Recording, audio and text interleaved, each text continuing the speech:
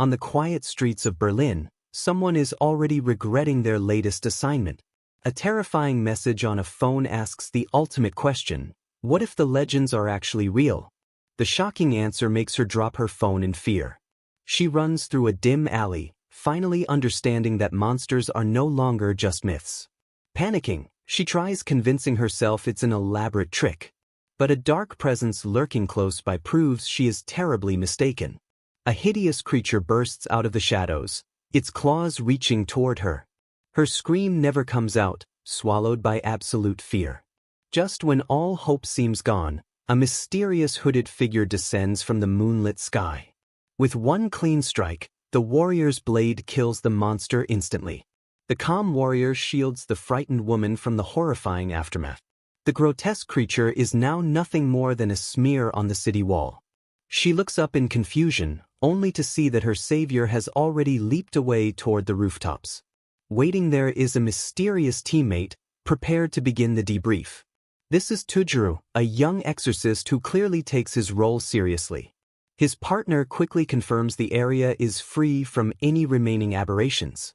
Below them, their target overhears a conversation that completely changes her understanding of the world. The man with glasses is satisfied with their success, but Tujuru looks unimpressed. The silent warrior suddenly erupts in anger, frustrated that he was dragged overseas for this mission. He sulks on the rooftop like a child, even as his partner tells him he's one of the best. Tujuru continues to fume, his partner calmly stating the obvious. His glare sharpens, revealing a deep hatred for these creatures. He expresses disgust at the monster's ridiculous appearance, even after defeating it. The elite exorcist continues his tantrum, ignoring his colleague.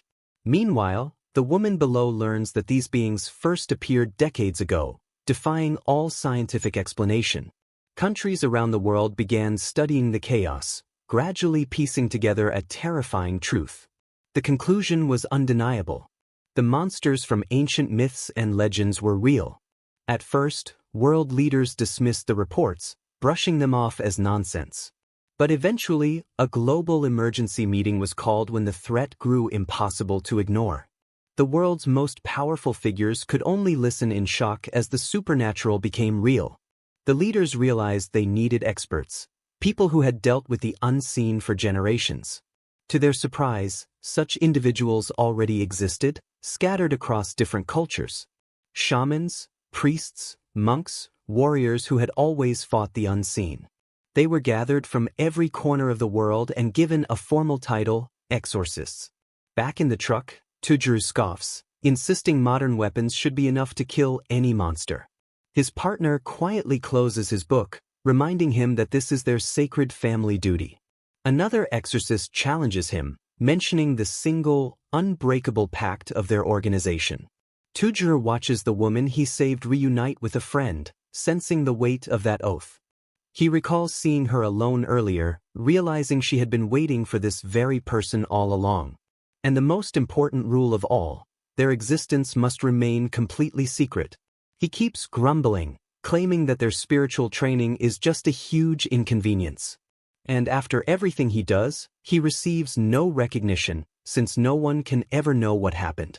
His partner joins in, sarcastically agreeing that some appreciation would be nice for risking their lives. Tujuru tries to respond, but his partner's reasoning leaves him unable to speak. Yet the young exorcist still isn't finished, his glare revealing the true root of his anger. He confesses his deep resentment toward a life built entirely around destroying these creatures. Clenching his fist, he admits that all he really wants is a normal, peaceful life. But freedom isn't possible when you're part of a specialized exorcist team that travels the world. His partner teases that if he were free, he could have gotten to know the girl he rescued, completely missing the actual point. The rest of the team joins in, offering their amazing friendship, earning a furious "shut up" from Tujuru. A hooded mediator tries calming her quarreling teammates, who continue arguing over monster-killing duties. But the team leader claps loudly, ending the nonsense. With a firm look, he announces that it's time to get serious. The hooded girl closes her eyes, her peaceful expression contrasting sharply with the others. Even as the briefing starts, one teammate locks Tujuru in a playful headlock. His irritation fades, replaced by the grim focus needed for the mission ahead. Their next target lies in a historic German town preparing for a multi-day festival. It turns out a powerful aberration has been hunting this festival for years. And this isn't an ordinary creature. It is a legendary beast called the Beast King. A monstrous being of immense size, this colossal creature is among the strongest they will ever face. Tujuru is stunned, unable to grasp the scale of this new threat. As their truck speeds down the road, he openly wonders if they can even win against such a foe. But his partner simply smiles, viewing this impossible mission as a rare opportunity. He offers the young exorcist the ultimate reward. The conditions are simple. Defeat the Beast King, and Tujuru may request anything he wants. His partner knows exactly what he desires, hinting that this could be his chance at a normal life. The idea of freedom, of love, and of future dreams leaves the usually stoic Tujuru completely flustered. He envisions everything, living a normal life and enjoying a festival without any worries. But reality snaps back when he stands cloaked and vigilant, separated from the happiness around him. For the first time, he realizes that the life he has always wanted might not be impossible after all. The offer is right in front of him. Defeat the beast, and freedom will finally be his. Watching the cheerful townspeople, he decides that having a normal life matters more than any mission. The pure joy of a child becomes all the motivation he needs. He makes a firm promise that once this hunt is finished, he'll join them. With new determination burning inside him, he springs into action, ready to fight for his future. But as he races across the rooftops, a crucial thought suddenly stops him. His teammates are wondering the same thing. Why do these aberrations always show up at festivals? He realizes these creatures must have their own intentions and reasons for appearing. For the first time, he isn't just thinking about destroying them, but also trying to understand them. Holding his weapon with renewed purpose, the young exorcist prepares to face what awaits him.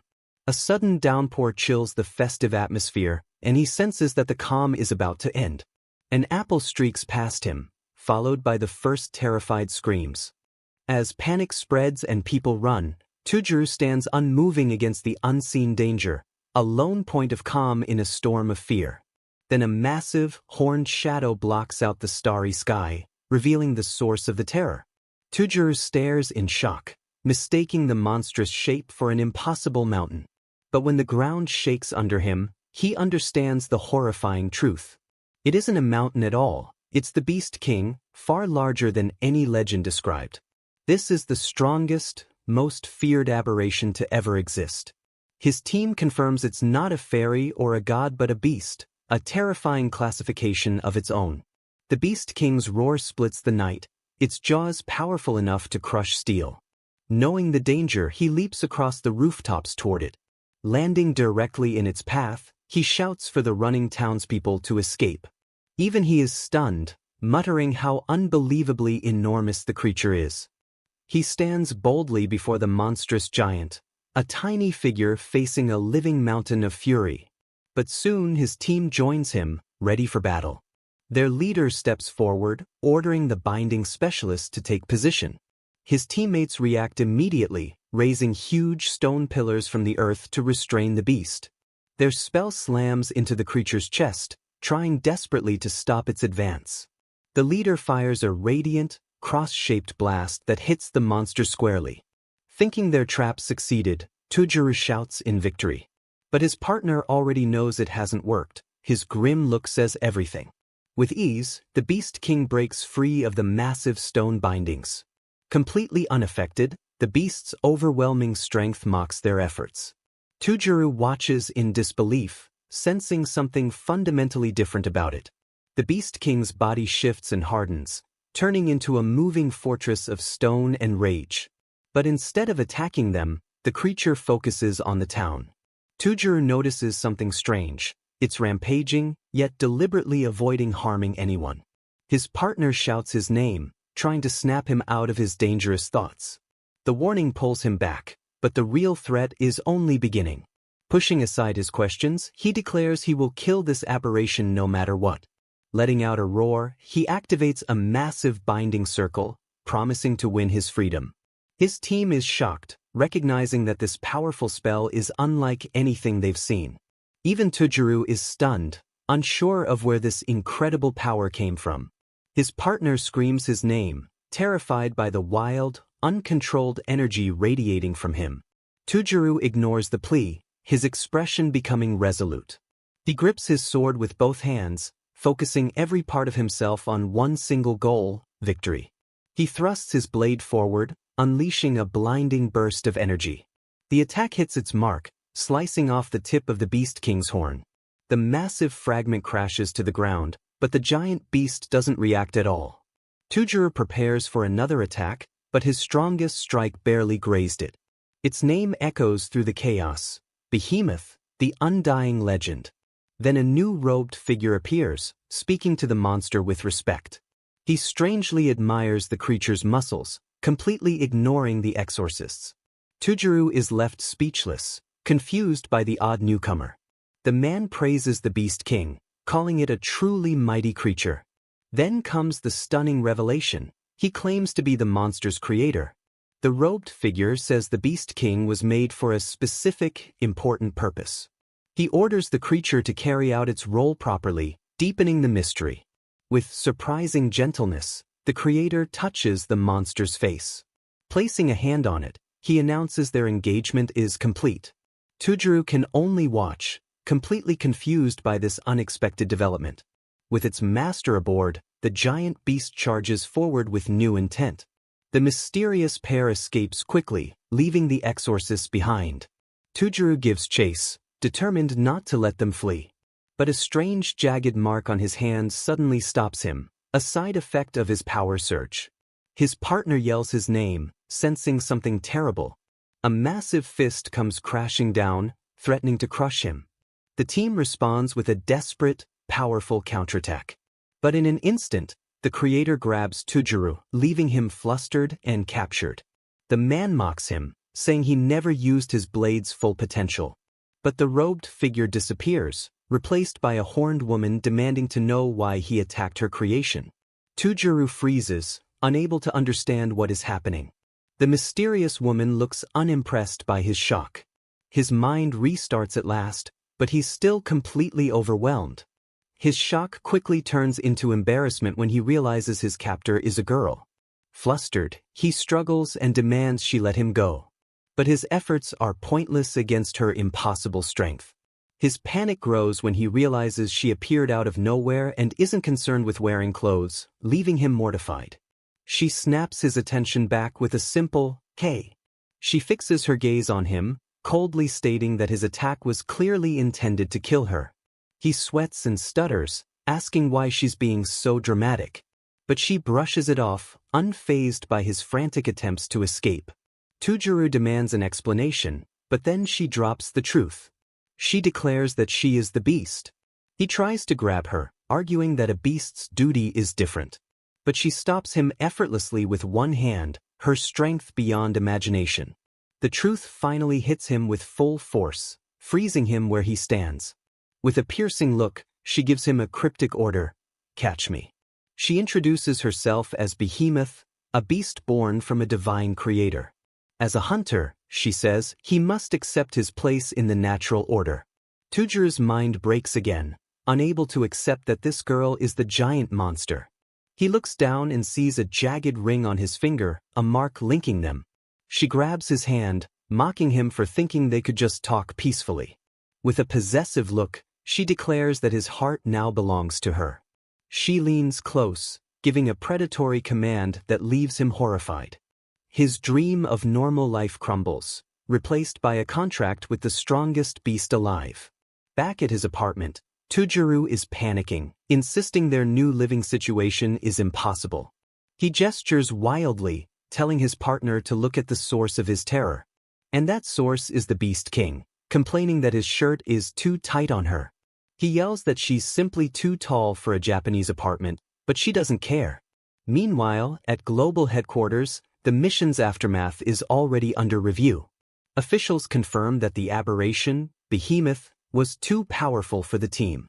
The most shocking detail is highlighted: the beast transformed into a human form during the battle. World leaders erupt, saying a human-shaped aberration is unprecedented. The officials have no idea what to do. Some argue she should be contained, not exorcised. A representative suggests sending her to Japan. The Japanese delegate begins sweating, knowing exactly who she's living with now. The other nations point out the Japanese exorcist's involvement, passing the responsibility to him. The Japanese representative is speechless, overwhelmed by the pressure. But one stern look from a high-ranking official ends his objections. The intimidating stare is enough to make him panic. Cornered, he reluctantly agrees to accept the impossible task. Back at the apartment, Tujuru and his partner try to process everything. Tujuru admits he's clueless, wanting to know what really happened. His partner brings up the mysterious seal, wondering who cast such a powerful spell. Tujuru looks at his hand, suspecting the strange ring is the answer. Meanwhile, Behemoth casually mentions ancient texts about unusual forms, wondering if she's simply an anomaly. Tujuru is still overwhelmed, unable to accept that this enormous beast is now a girl in his apartment. He notices a matching jagged ring on her finger, identical to his. His partner tells him to relax, but Tujuru realizes they're connected in more ways than one. Then his partner reveals another shock. Their superiors have decided that Behemoth is now Tujuru's responsibility. Tujuru bursts out, saying his tiny apartment isn't fit for an exorcist base, let alone a giant monster girl. But orders are orders, and his task is simple: keep the Beast King under surveillance. His partner's upbeat attitude only worsens his frustration, confirming that this nightmare is permanent. With a casual goodbye, his colleague leaves him alone to handle the impossible. The partner even jokes that it's like a fun fairy tale, clearly enjoying Tujuru's misery. Exhausted, Tujuru watches as his monstrous new roommate acts like she owns the place. He tries to set rules, but Behemoth wants to explore the human world. Her curiosity instantly causes damage when she breaks his balcony railing with a touch. When stepping inside, her horns immediately hit the ceiling. Tujuru panics, realizing every move she makes threatens his small apartment. But she dismisses his concerns, reminding him that causing destruction is part of her nature. He snaps, saying her title won't cover his rental fees. He orders her to sit down immediately and stop breaking things. Shockingly, the mighty beast obeys him. And so begins their new life, the legendary Behemoth sulking while watching TV in a small apartment. Tujuru is surprised to see how obedient she actually is. He sighs, realizing his partner was the one who destroyed most of the place. Cleaning the mess, he fumes that this was supposed to be his path to freedom. His partner's teasing voice reminds him that freedom means staying home for now. But Behemoth corrects him, saying this isn't freedom but his surveillance duty. She gets his attention with a simple, "Hey boy," her eyes glinting strangely. The Beast King casually asks when he plans to eat her, shocking him. She brags about her prime cuts, leaving him horrified. Grabbing vegetables, he explains humans don't eat people. He storms into the kitchen, insisting there's plenty of good food that isn't her. He prepares a massive, gleaming dish, hoping it satisfies her. With pride, he presents the meal to a doubtful Behemoth. She takes a cautious bite, unsure of human food. Her eyes widen as she devours everything, astonishing Tujuru. Her face glows with pure joy, something he never expected to see. He feels a bit proud, even though he's completely stunned by how much she can eat. Seeing how happy she is, he offers her a second serving, not realizing the trouble he's inviting. A huge pile of empty plates shows that the Beast King's appetite is just as legendary as her strength.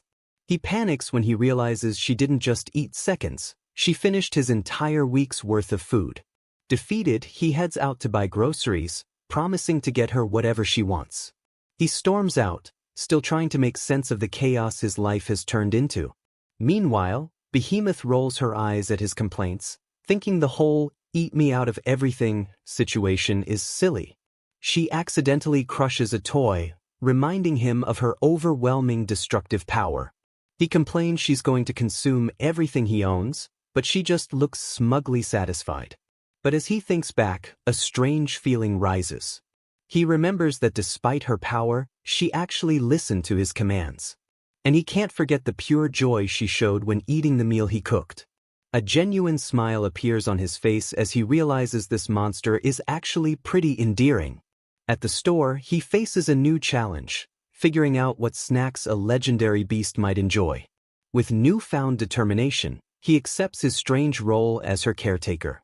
While shopping, he runs into his partner, who's casually holding a snack. Tujuru is shocked to see him and asks why he's still nearby. His partner explains he came for a new limited edition snack.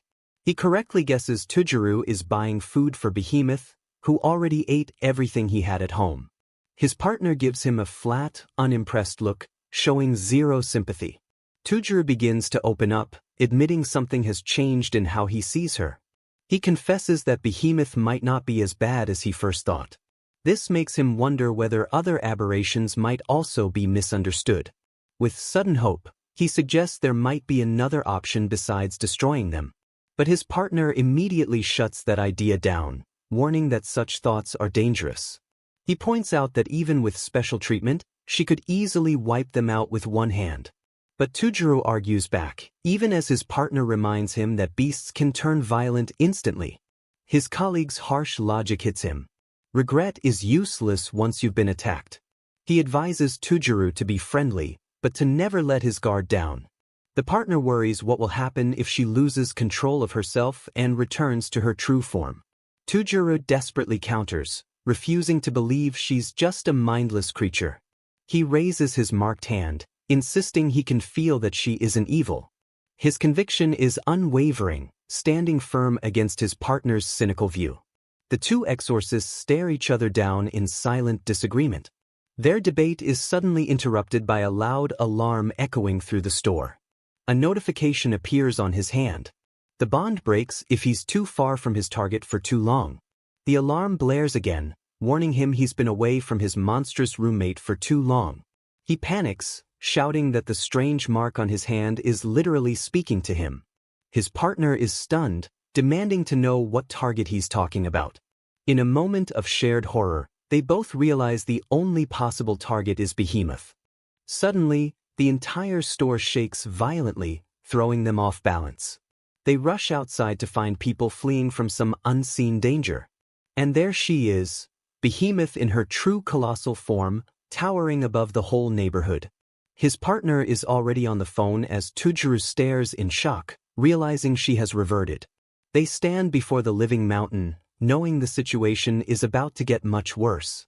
Tujuru frantically asks how to change her back, but his partner coldly replies that it's impossible. The order comes clearly. Their top priority is to pacify the beast. But Behemoth won't listen, her roar ripping through the neighborhood. The partner prepares for combat, declaring she has returned to her wild state. He calmly states their mission is to protect the city at any cost. Tujuru realizes that if she continues rampaging, civilians will be in extreme danger. His partner reveals the grim alternative. If they can't stop her, exorcising her is their only choice. The idea of killing her horrifies Tujuru. He refuses to accept that destroying her is the right solution. With a desperate leap, he lands on her back, shouting her name to snap her out of it. Behemoth charges through the neighborhood, leaving destruction behind. His partner yells a warning, knowing any reckless move will make the damage worse. The colleague prepares to step in, saying he will handle the situation himself. But Tujuru desperately searches for another option, refusing to believe fighting is the answer. In pure desperation, he shouts at the massive beast to sit, like a dog. To everyone's shock, the legendary beast king obeys, crushing a building as she sits. Both exorcists are left speechless. His partner cannot believe it, muttering that she actually followed an order. Standing on a rooftop, the partner admits they've stopped her rampage for now. But then a horrifying realization hits him, turning his relief into shock. He shouts that it isn't over, urging Tujuru to look up. Tujuru's eyes widen in horror as he does. He stumbles back, realizing the real disaster is just beginning. The sky is swarming with dozens of smaller, shadowy aberrations. His partner confirms the grim truth: every one of them is a monster. This massive swarm was never in the reports, meaning things are about to become much worse. A horde of grotesque creatures descends, each more bizarre than the last. The smaller monsters immediately begin their own destruction across the city. From above, it's clear they're all heading toward one central point, Behemoth. A terrifying thought strikes them. What if she is summoning the entire swarm? The partner notes darkly that reality rarely follows fairy tale logic. Tujuru realizes these aberrations are completely unpredictable. The swarm is a chaotic mix of nightmares, from winged serpents to spiked shadow beasts. Back at the apartment, the team watches the chaos on TV. Tujuru thinks back to her happily eating snacks, unable to connect that girl with this monstrous form. But instead of destroying the city, Behemoth swats one of the smaller monsters aside. She remembers his frantic words earlier, the command he shouted about not destroying people's homes, a rule she's now trying to follow. The Beast King isn't the threat, she becomes the city's unexpected giant protector. With a powerful swing, she unleashes her full strength, defending the city from the invading horde. With a flash of light, the ring on his finger activates, forcing her back into human form.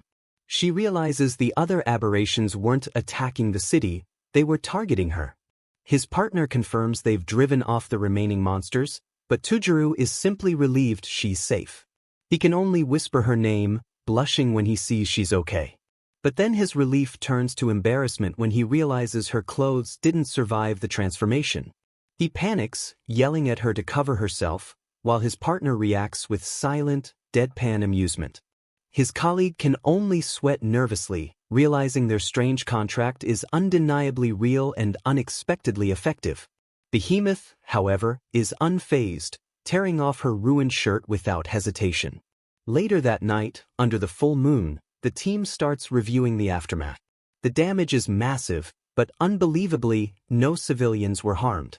At headquarters, the Japanese delegate argues that taking responsibility is an order they can't refuse. But he soon realizes this impossible situation might be a huge opportunity. He clenches his fist, seeing Behemoth as a power no country has ever controlled. His plan? If Tujuru can tame the Beast King, Japan gains an extraordinary asset. But his colleagues are confused and ask what he means by tame. The delegate reveals his brilliant idea. Tujuru should make the all-powerful beast fall for him. The team stares back, unimpressed by his absurd romantic plan. He defends it passionately, insisting that love is a powerful tool, while his team silently judges him. His logic is simple. A love-struck Behemoth would be easier to control. For now, the plan is to request backup and closely observe the new pair. A blush spreads across Tujuru's face as he realizes even monsters can be reasoned with. Behemoth casually agrees, adding that if he wants to talk, he should use her name. He clenches his fist, feeling a new spark of hope. Maybe he can earn his freedom without more battles. The delegates team, however, remains very skeptical of his love-based strategy. But their boss confidently announces that this ridiculous plan is officially their next mission. The objective is clear. Tujuru must win the heart of the Beast King. The next morning, the higher-ups have already begun pulling strings behind the scenes. An official tells the bedridden Tujuru that despite the huge destruction, this is still their home. He can't believe it, remembering the scale of damage she caused just hours earlier. With a respectful bow, the officials leave, giving the unlikely pair a chance to begin their newly sanctioned life together. Tujuru is still struggling to process the government's insane strategy. Meanwhile, Behemoth realizes that getting along with him might lead to a better life. He tries to scold her for breaking things, but she's just happy he's finally using her name. Their argument is interrupted by a TV show about Chinatown's best street food. The program shows delicious sweet and savory snacks that look irresistible. Tujuru barely mentions the location before Behemoth's foodie instincts explode. The mighty Beast King becomes a drooling mess just thinking about snacks. A bright idea pops into Tujuru's head. This is the perfect chance. He realizes the quickest way to a monster's heart is definitely through her stomach. Their first official date is set, a food adventure in Chinatown. Tujuru explains his plan, to win her over with food, since she's glued to the TV anyway. He remembers the recent chaos, insisting Behemoth isn't the evil monster they assumed.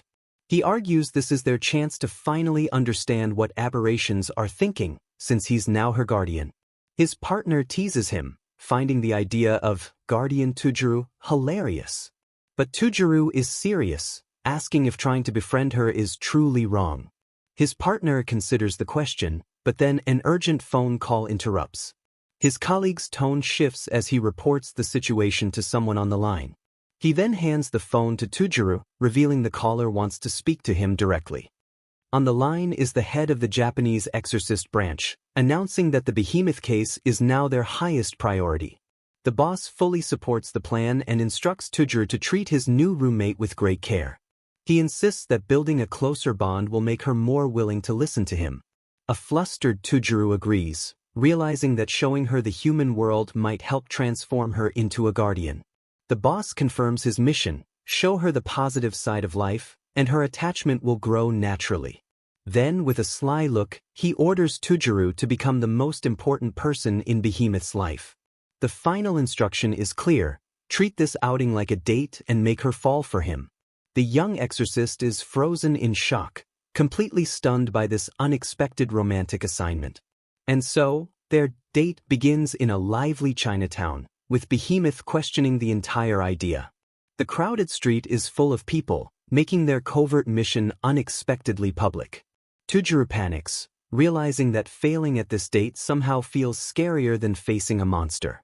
A flashback to his lonely childhood reveals the biggest flaw in the plan. He's never had friends, much less been on a date. Behemoth, meanwhile, wanders through the crowd, having no idea what a date even is. He's stunned when he sees her new outfit, chosen specifically by the exorcists for this operation. Even the Beast King herself seems slightly embarrassed, admitting that human clothes actually feel nice. Her reaction leaves Tujuru red-faced and speechless. He snaps back into focus, armed with guidebooks and determined to carry out the mission. He proudly announces that he studied in advance, but Behemoth remains unimpressed. His confidence fades as he fumbles with the map, unsure where to begin. While he's still stuck in his guidebook, her powerful tail suddenly points towards something unseen. But her instincts take over, and she's already chasing a tasty smell, leaving him behind. He frantically tries to get her to follow the plan, but the legendary beast clearly has her own priorities. He tries to stick to the schedule, but she's already distracted by freshly brewed tea. She mutters that he's not listening, ignoring all of his careful planning. Tujuru gets swallowed by the crowd, turning his perfect date into a chaotic mess. But Behemoth yanks him out with one hand, easily lifting him from the sea of people. She scolds him for being too small and too slow, worried she might actually lose him. He snaps back that his height isn't the problem, she's a literal giant. In a moment of desperation, he tells her to hold on to him so they don't get separated. She calmly agrees, reminding him that her body technically belongs to him to command. Her strange phrasing leaves him horrified, begging her to stop as people stare. Instead of arguing, she simply takes his hand, a silent action that speaks louder than words. The crowd whispers, wondering if the flustered boy and the towering woman are a couple. Tujuru realizes this is the first time he's ever held a girl's hand, and his mind shuts down. The elite exorcist is completely overwhelmed by the terrifying complexity of hand-holding.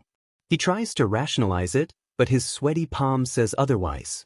He reminds himself this is just an escort mission to keep her close. But Behemoth steps it up, intertwining their fingers like a real couple. A strange feeling hits him, and he silently begs for someone to rescue him. His romantic crisis is ignored as Behemoth spots roasted pork buns. The carefully planned date collapses into a one-woman food tour.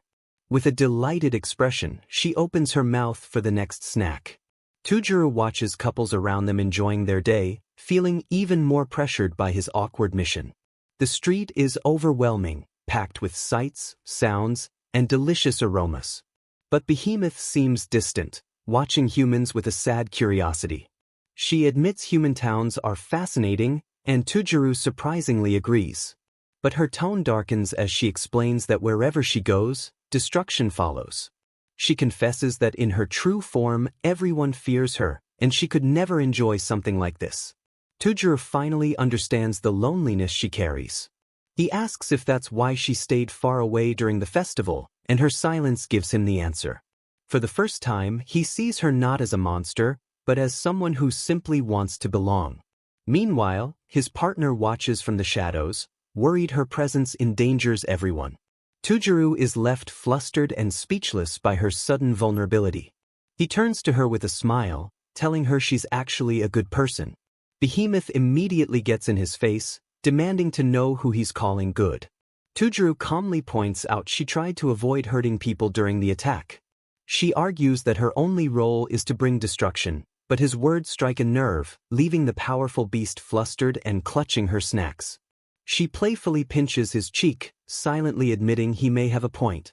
Behemoth leans in, her intense gaze freezing him in place. A genuine smile softens her fearsome expression, showing her heart is changing. Then she makes a simple request. If he's a good boy, he'll grant her one wish. Her wish is straightforward. She wants him to take her out again. From the shadows, his partner smirks, realizing their relationship is progressing surprisingly well. He sees this isn't just a date, it's Tujuru's chance to gain complete control of the beast. But Tujuru is a blushing mess, overwhelmed by her boldness. Even his partner is shocked, realizing the roles are reversed. Behemoth teases Tujuru relentlessly, calling him the damsel in distress. His partner realizes the mission is completely off script and prepares to report the bizarre situation. Tujuru tries to stay calm, but his bright red face betrays him. But they're not alone. Shadowy creatures whisper Behemoth's name from hiding. These mysterious aberrations declare that she must be eliminated.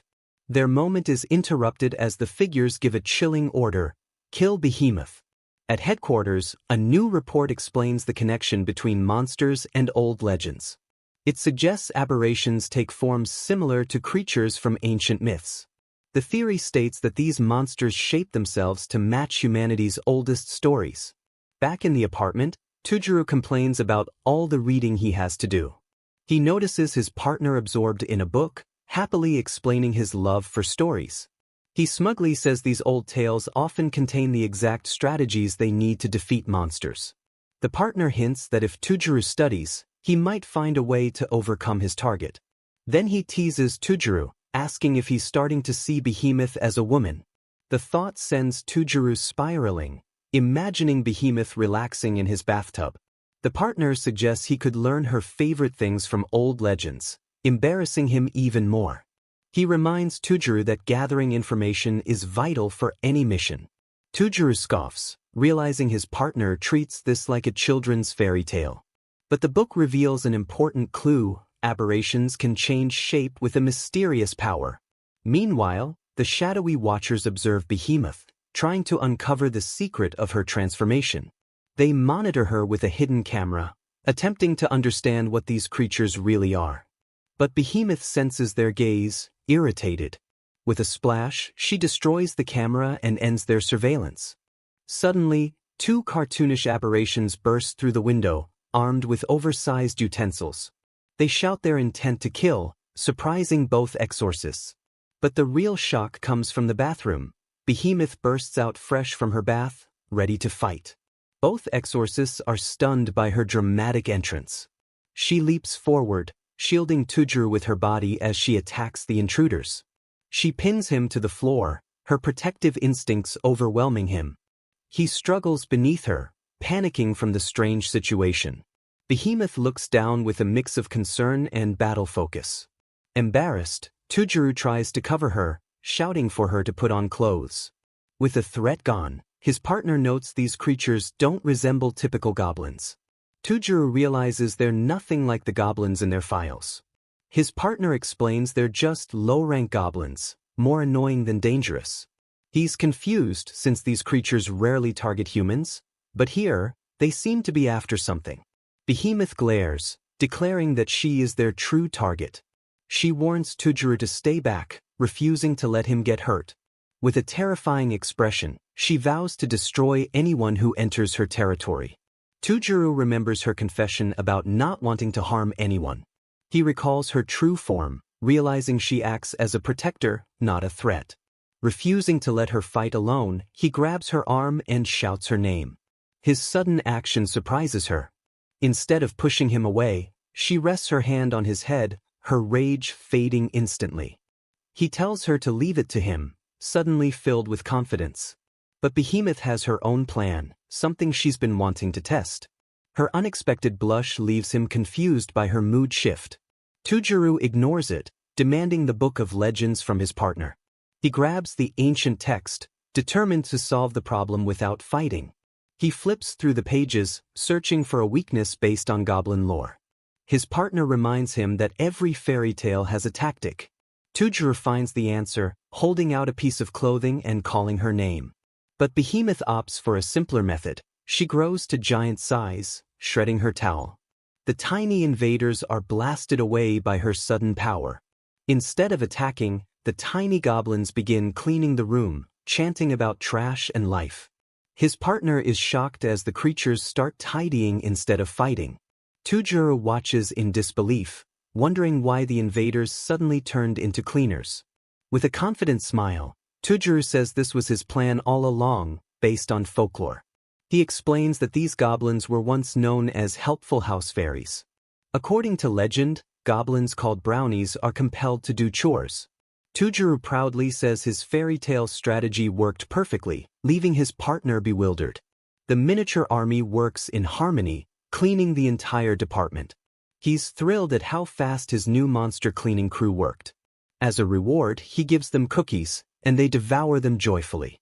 They swarm him in gratitude, cheering as they leave the spotless apartment. Tujuru celebrates, ecstatic that his plan succeeded. But his celebration ends when Behemoth suddenly stares at him intensely. She calmly dismisses the goblins, telling them to be careful. Tujuru reassures her with a smile, telling her there's nothing to worry about. His kindness catches her off guard, leaving her blushing. She remembers their recent time together, a rush of emotions filling her. Behemoth realizes that he is truly trying to fulfill her deepest desire. Tujuru is left flustered, unsure how to respond to her sudden warmth. Behemoth moves closer, affectionately nuzzling him like a huge monstrous cat. He panics, trying to push her tail away. She ignores him and asks when dinner is, telling him to get dressed first. Tujuru realizes she avoided another serious moment, leaving him blushing again. He can't stop thinking about the attack, wondering why the creatures targeted her specifically. The delegate at headquarters wonders the same, realizing Behemoth must be incredibly significant among monsters. He and a colleague watch the live feed, keeping track of their absurd mission. The female official notes that Behemoth remains naive and dangerous despite her human appearance. But the delegate smirks, saying their strange romantic plan is going smoothly. He watches a news report about a rampaging aberration, questioning why Tujuru insists on taming monsters. He recalls that aberrations act on pure instinct and can destroy entire squads. A new team of exorcists arrives, unleashing a powerful coordinated attack. Their brutal efficiency shocks the monster, contrasting Tujuru's gentle methods. At another headquarters, a mysterious woman decides it's time to mobilize her own specialists. The two girls revealed are professional aberration killers, handling monsters in a much more permanent way. Meanwhile, in a distant land, villagers panic as a familiar threat returns. A colossal stone golem crushes homes with unstoppable force. But the golem's thoughts reveal that it doesn't want to destroy anything. Villagers flee, begging it to go away. But the lonely creature wants someone to stay, a silent plea against its isolation. Back in the present, Behemoth shifts in her sleep, the same loneliness on her face. She has taken over Tujuru's entire bed, holding him close as she dreams. Tujuru wakes to the sound of rain, thinking it's another bizarre morning. But he suddenly panics, needing to leave the apartment immediately. Behemoth physically holds him down, refusing to let him go for even a moment. He angrily explains it's his turn to clean the gutters, but she says she'd only get in the way. But her expression reveals the truth. If they're separated, she'll return to her true form. The rain pours, but not everyone minds. Tujuru's partner strolls through the downpour, proud of his new books. He gushes over them, calling Japan a treasure trove of stories. But his excitement fades when he sees Behemoth waiting on the apartment balcony. The Beast King gives him a knowing look, clearly waiting for someone. And it definitely isn't him. Her strange expression catches the partner completely off guard, leaving him confused. He asks why she's out here, but her pout makes it obvious. She's been left behind. A quick cut shows that Tujuru is actually stuck doing neighborhood cleanup in the rain. The partner's expression changes as he realizes what happened. Behemoth admits she hates being alone, but she's faithfully waiting for Tujuru to return. The partner smirks, realizing their absurd taming mission is going surprisingly well. Behemoth reluctantly admits that being waited for is something she should probably appreciate. Her eyes quickly move to his shopping bag as she demands to know what he bought. He proudly holds up a new book, happily explaining that reading stories is his favorite hobby. The Beast King looks tempted for a moment but quickly decides not to read it, sensing something bad. This inspires the partner with an idea, and he asks Behemoth to tell him her story instead. He points out that the tale of a divine beast would certainly become a myth in modern times. With a sly glint in his eye, he admits he's fascinated by the hidden sides of legends. The colleague tries to charm her, saying he'd love to hear a story worthy of her strength. But she shuts him down immediately, saying she has nothing to tell, leaving him flustered. She insists her past is empty, a story with no details at all. But a flashback shows another truth, a lonely monster visiting a nearby village. She explains she was simply curious about human culture, much to the partner's confusion. Yet every visit ended in chaos, with destroyed homes left behind. The once lively land around her turned into a barren wasteland, proof of her accidental strength. She says that just by existing, she became the Beast King, a title born from destruction. Her eyes reflect the weight of solitude, seeing the world only from a monster's perspective. After that, no one dared to come near her again. She compares her isolation to Tujuru's current assignment, seeing herself as a beast separated from the world. Behemoth claims she's used to being alone, but her nervous movements reveal something else. Her sad gaze drifts down to the street, heavy with emotion. Below, Tujuru happily chats with a neighbor, unaware of everything happening above. The partner processes her tragic story, understanding flickering in his eyes. He realizes Tujuru is changing what it means to be the Beast King. From her spot, Behemoth watches him with a gentle, affectionate look. But that softness turns into an impatient pout as she waits for him. Her restless tail hits the railing as she wonders why he's taking so long. A sudden realization dawns on the partner as he watches her behavior. With a knowing smirk, he accuses her of being lonely without Tujuru. The Beast King is shocked, as if the word lonely is completely new to her. The partner explains that unlike her lonely past, she now has Tujuru beside her. He tells her that Tujuru is a rare kind of person, someone who truly wants to protect her. Tujuru has become a steady part of her new life. The partner realizes she's no longer just a lonely beast but something more. He adds that Tujuru only wants her to stay and be happy. The words daily life and happiness echo in her mind as she recalls their moments together. Just then, Tujuru returns, calling her name with a bright wave. His cheerful greeting leaves the mighty Beast King speechless. He says his cleaning duty is done and it's time for another grocery trip, this time for a pork sale. A montage of their small adventures plays out, showing the bond they've formed. Behemoth clenches her fist, determination in her eyes. With a confident smile, she points forward, her ring glowing as she declares it's time to go. The partner stares at his hand in shock, trying to understand what he just felt. Behemoth crouches, ready to leap, asking if he's coming along for grocery shopping. But Tujuru quickly steps out, telling them to go on ahead while he handles an errand. The partner's expression becomes serious as he realizes what he felt wasn't imagined. The ring is responding to Behemoth's emotions, something entirely new and strange. The colleague can only describe this as both amazing and extremely unsettling. As Tujuru and Behemoth walk, a shadowy whip-like object slices through the air. A wild-looking boy attacks, but Behemoth instantly shields Tujuru, ready to protect him. Tujuru shouts her name in horror, seeing she's been wounded. The attacker smirks, impressed by her speed despite her size.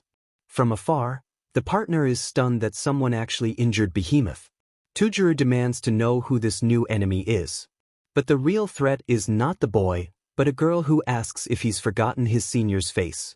She coldly states that aberrations must be eliminated immediately before causing more harm. He can only stammer in shock, recognizing his old mentor. With a flick of her whip, she pulls them both onto a rooftop, demanding to know what he's doing here. She gets in his face, scolding him for speaking rudely to a superior. The senior declares it's time to retrain him, leaving Tujuru terrified. The partner watches from a distance, confused why this elite team has appeared. The senior scoffs, wondering who summoned such a troublesome subordinate. She introduces herself with a smirk as the top-ranked captain of the extermination squad. Her young assistant announces her name, Sun Kusha. But Behemoth isn't scared, shielding Tujuru from the powerful new threat. The wound on her hand heals instantly with a flash of light, shocking everyone. Kusha ignores the beast, focusing only on the frightened Tujuru. She leans in and licks his cheek, a strange and unsettling sign of concern. She grabs his hand, scolding him for being completely unprepared. With a sharp grin, she announces his re-education is about to begin. Behemoth blocks the attack with a strong punch, defending her boy. The partner arrives just in time to see the chaos, wondering who this new woman is. He explains that Kusha is an elite exorcist known for hating all aberrations.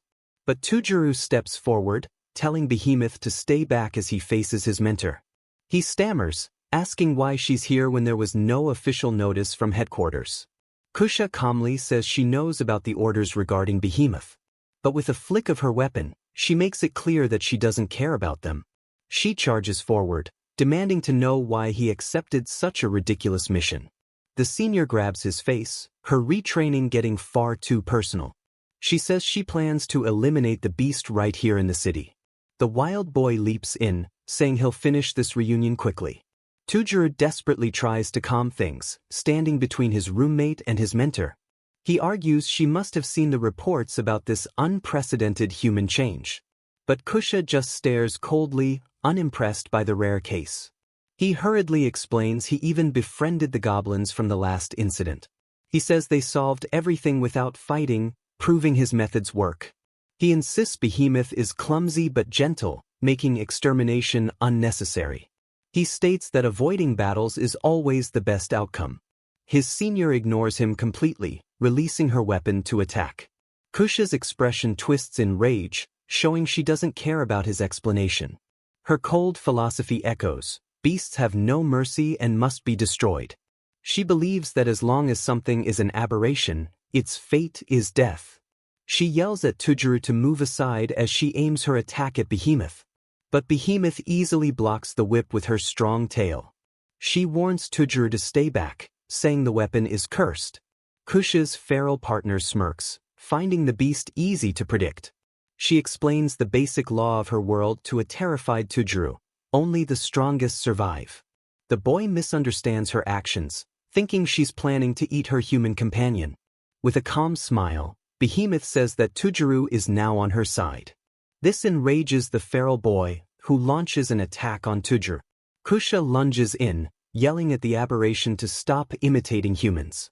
Her cursed whip lands, making the mighty Beast King cry out. The weapon coils around Behemoth's tail, pulling her off balance with tremendous force. From the roof, Kusha mocks the beast's attempt to act human, calling it a pathetic survival tactic. She prepares another strike, determined to end the battle before it escalates. Tujuru realizes with horror that his mentor won't listen to reason. He screams her name as the powerful beast is brought down. But Behemoth looks at him, silently promising she's not done.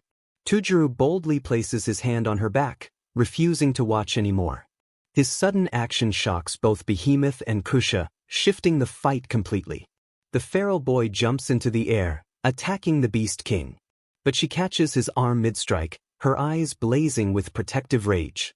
Her inner voice roars that she won't let anyone touch her boy. With Tujuru behind her, she makes a bold declaration: he belongs to her alone. But the attacker smirks and unleashes hidden power as his limiters break. The surge of energy sends Kusha flying, completely taken off guard. Tujuru watches in shock as Behemoth's power rises uncontrollably. Her form changes into battle armor as she enters concentrated annihilation mode. Kusha immediately counterattacks, using a powerful whip strike against the new transformation. Tujuru shouts her name as she aims a devastating blow at Behemoth. But Kusha's strike is suddenly blocked, her confident expression turning to disbelief. A massive explosion erupts, engulfing the street. Kusha emerges unharmed with two mysterious allies. Tujuru realizes they're reinforcements from the Japanese headquarters. The new agents casually introduce themselves as A and B, direct subordinates of the delegate. Kusha grits her teeth at the commander from headquarters. The commander scolds her, saying unauthorized rampages are forbidden. His partner lifts a sign, telling the panicked crowd it's just a TV drama shoot. Behemoth stands ready, noting the strange new surge in her power. Agent B takes out a device to erase the crowd's memories.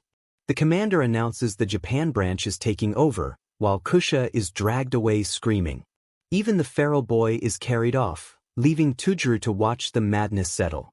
Tujuru asks Behemoth what that incredible power-up was. She's just as confused, realizing her instinct to protect him triggered it. Behemoth flexes her hand, noticing her body feels lighter and her power more controlled. He smiles through his injuries, saying her new form is amazing. Tujuru explains that with this control, she can finally stop destroying everything.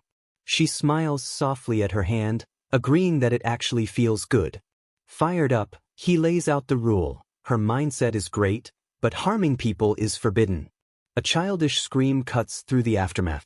The commander states Kusha's team was sent for extermination, revealing she's the superior of the feral boy.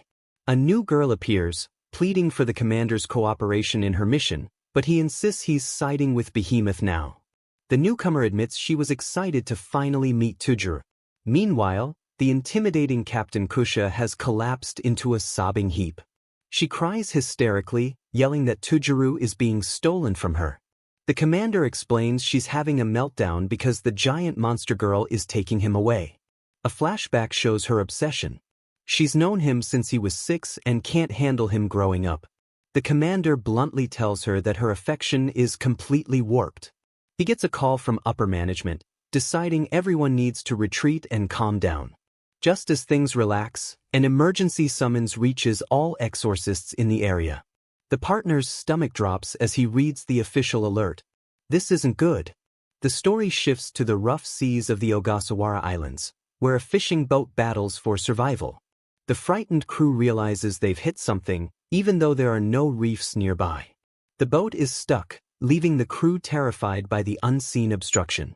Their supposed reef is revealed to be the back of a massive creature lifting their boat out of the water. The enormous beast drags the vessel underwater, leaving only a mysterious glow behind.